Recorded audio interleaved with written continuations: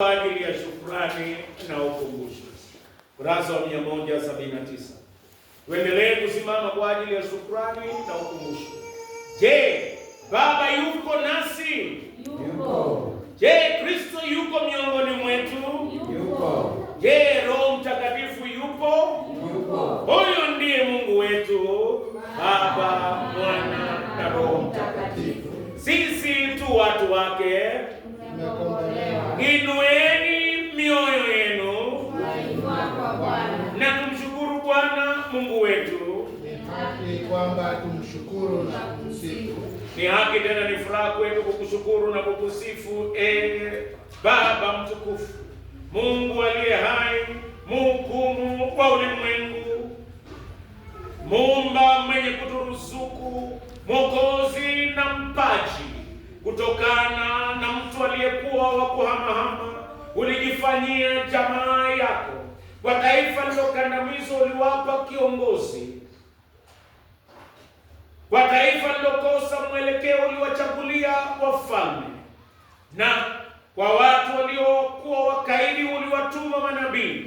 Katika siku hizi za mwisho umetuma mwanao Yesu Kristo kwetu, mfano wako mtimilifu, kuleta ufalme wako, kudhihirishia mapenzi yako, kufa, kufufuka, kutawala na kujifanyia upya watu wako. Kupitia kwake umetumiminia Roho wako mfariji mtakatifu, kutujaza nuru na uzima. Kwa hiyo sisi pamoja na malaika na malaika wakuu, wazazi wetu wa kale, waaminifu na wote walioko mbinguni, twalitangaza jina lako kuu tukufu, tukikusifu daima tukisema, mtakatifu, mtakatifu, mtakatifu, Bwana Mungu mwenye mamlaka na nguvu. Mbingu na dunia zimejaa utukufu wako. Hosana juu mbinguni. Mwenyezi Mungu umilikie vyote, kwa kukushukuru kwa kumtoa mwanawe afa msalabani kwa ajili yetu uliyetuia vyote. Utumiminie Roho wako mfariji tunapokumbuka mwanao Yesu Kristo alivyoamuru kupitia vipawa hivi vya uumbaji. Usiku ule ule aliosalitiwa, alitoa mkate na kisha kushukuru akaumega, kisha akawapa wanafunzi wake akisema, twaeni mle, huu ndio mwili wangu uliotolewa kwa ajili yenu. Fanyeni hivi kwa ukumbusho wangu. Amen. Mwili wake uliharibiwa kwa ajili yetu.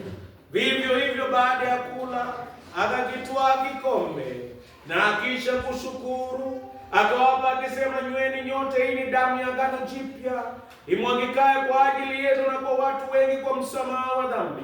Fanyeni hivi kila mnywapo kwa ukumbusho wangu.